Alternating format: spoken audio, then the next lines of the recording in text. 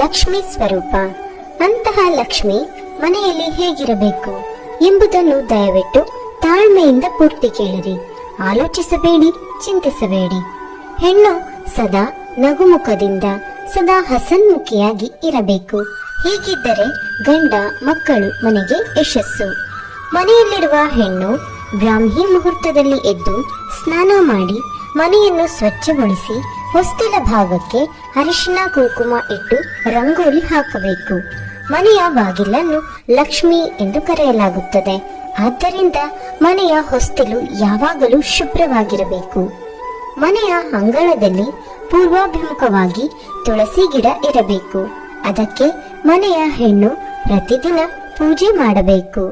ಮನೆಯಲ್ಲಿ ಕೂದಲು ಬಿಟ್ಟುಕೊಂಡು ಇರಬಾರದು. ಇದರಿಂದ ಮನೆಯ ಕೆಲಸಗಳಿಗೆ ವಿಘ್ನಗಳಾಗುತ್ತದೆ. ಸಂಜೆ ವೇಳೆ ಕೂದಲನ್ನು ಬಾಚಬಾರದು. ಶುಕ್ರವಾರ ಮತ್ತು ಮಂಗಳವಾರ ಮನೆಯಿಂದ ದಾನ ಮಾಡಬಾರದು. ಮುಖ್ಯವಾಗಿ ದುಡ್ಡು ಯಾರಿಗೂ ಕೊಡಬಾರದು. ಹೆಣ್ಣು ಯಾವುದೇ ಕಾರಣಕ್ಕೂ ಹೊಸ್ತಿಲ ಒಳಗಿನಿಂದ ಯಾರಿಗೂ ದಾನ ಕೊಡಬಾರದು. ಲಕ್ಷ್ಮೀ ಸ್ವರೂಪಿಯಾದ ಹೆಣ್ಣು ಮುಸ್ಸಂಜೆಯಲ್ಲಿ ಕಣ್ಣೀರು ಹಾಕಬಾರದು. ಇದರಿಂದ ಮನೆಯು ಏಳಿಗೆ ಆಗುವುದಿಲ್ಲ. ಸ್ನಾನ ಮುಗಿಸಿ ಕೂದಲು ಬಿಟ್ಟುಕೊಂಡು ಪೂಜೆ ಮಾಡಬಾರದು. ನೀಟಾಗಿ ಕಟ್ಟಿಕೊಂಡು ಪೂಜೆ ಮಾಡಬೇಕು. ಸ್ತ್ರೀಯಾದವಳು ಮನೆಗೆ ಬಂದ ಅತಿಥಿಗಳಿಗೆ ಒಳ್ಳೆಯ ಅತಿಥಿ ಸತ್ಕಾರ ಮಾಡಬೇಕು. ಆಗ ದೇವರಿಗೆ ಸೇವೆ ಮಾಡಿದಂತೆ. ಮನೆಯಲ್ಲಿರುವ ಹೆಣ್ಣು ಹೀಗಿದ್ದರೆ ಮಾತ್ರ ಲಕ್ಷ್ಮಿ ಒಲಿಯುತ್ತಾಳೆ.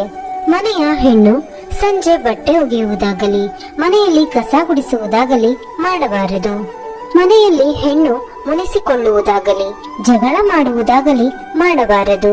ಮನೆಯಲ್ಲಿ ಹೆಣ್ಣು ಯಾವ ವಸ್ತುವನ್ನು ಇಲ್ಲ ಅಂತ ಹೇಳಬಾರದು. ಅಶ್ವಿನಿ ದೇವತೆಗಳು ಅಷ್ಟು ಅಂದು ಬಿಡುತ್ತಾರೆ. ಇದರಿಂದ ದಿನಸಿಗಳಿಗೆ ಕೊರತೆ ಉಂಟಾಗುತ್ತದೆ. ಮನೆಯ ಮಹಾಲಕ್ಷ್ಮಿಯಾದ ಹೆಣ್ಣು ಹಣೆಗೆ ಕುಂಕುಮ, ಕೈಗೆ ಗಾಜಿನ ಬಳೆ, ಕಾಲಿಗೆ ಕಾಲುಂಗುರ, ಕಾಲ್ಗೆಜ್ಜೆ, ಕುತ್ತಿಗೆಗೆ ಮಾಂಗಲ್ಯ ಸರ ಕಡ್ಡಾಯವಾಗಿ ಧರಿಸಬೇಕು. ಸ್ತ್ರೀಯಾದವಳು ಮನೆಯಲ್ಲಿ ಕಾಲನ್ನು ನೆಲಕ್ಕೆ ಹೊರೆಸುತ್ತಾ ನಡೆಯಬಾರದು. ಸ್ತ್ರೀಯಾದವಳು ಮೈ ತುಂಬ ಬಟ್ಟೆ ಹಾಕಬೇಕು. ಯಾವುದೇ ಕಾರಣಕ್ಕೂ ಒಕ್ಕುಳ ಬಳ್ಳಿ ಇತರರಿಗೆ ಕಾಣಬಾರದು. ಯಾವುದೇ ಕಾರಣಕ್ಕೂ ಸ್ತ್ರೀಯ ಪಾದದಡಿ ಹೊಡೆದಿರಬಾರದು ಮತ್ತು ಸ್ತ್ರೀಯ ಬಾಯಿಂದ ದುರ್ವಾಸನೆ ಬರಬಾರದು. ಸ್ತ್ರೀಯ ಬಾಯಲ್ಲಿ ಯಾವುದೇ ಕಾರಣಕ್ಕೂ ಕೆಟ್ಟ ಮಾತುಗಳು ಬರಬಾರದು ಮತ್ತು ಇನ್ನೊಬ್ಬರನ್ನು ಬೈಯಬಾರದು. ಸ್ತ್ರೀಯು ಮನೆಯನ್ನು ಸ್ವಚ್ಛವಾಗಿಟ್ಟುಕೊಳ್ಳಬೇಕು. ಮನೆಯಲ್ಲಿ ಜೇಡರ ಬಲೆ, ಧೂಳು ನೋಡಿಕೊಂಡು ಆಗಾಗ್ಗೆ ಕ್ಲೀನ್ ಮಾಡುತ್ತಿರಬೇಕು. ಸ್ತ್ರೀಯರು ದಿನಾಲು ಕಾಲಿಗೆ ಅರಿಶಿನ ಹಚ್ಚಿಕೊಳ್ಳಬೇಕು. ಸ್ತ್ರೀಯರು ದಿನಾಲು ಗೋಧೂಳಿ ಸಮಯದಲ್ಲಿ ದೀಪವನ್ನು ಹಚ್ಚಬೇಕು. ಸ್ತ್ರೀಯರು ದಿನಾಲು ತಲೆಗೆ ಒಂದು ಚಿಕ್ಕ ಹೂವಾದರೂ ಇಟ್ಟುಕೊಳ್ಳಬೇಕು. ಸ್ತ್ರೀಯಾದವಳು ಸಂಸ್ಕೃತಿ ಮತ್ತು ಪರಂಪರೆಯನ್ನು ಪಾಲನೆ ಮಾಡಬೇಕು. ಸ್ತ್ರೀಯು ಉಳಿತಾಯ ಮಾಡುವ ಗುಣವನ್ನು ಹೊಂದಿರಬೇಕು. ಬೇಕಾಬಿಟ್ಟಿ ಖರ್ಚು ಮಾಡಬಾರದು. ಸ್ತ್ರೀಯಾದವಳು ಕಷ್ಟದ ಸಮಯದಲ್ಲಿ ಧೈರ್ಯ ಮತ್ತು ಸಲಹೆಗಳನ್ನು ಕೊಡಬೇಕು.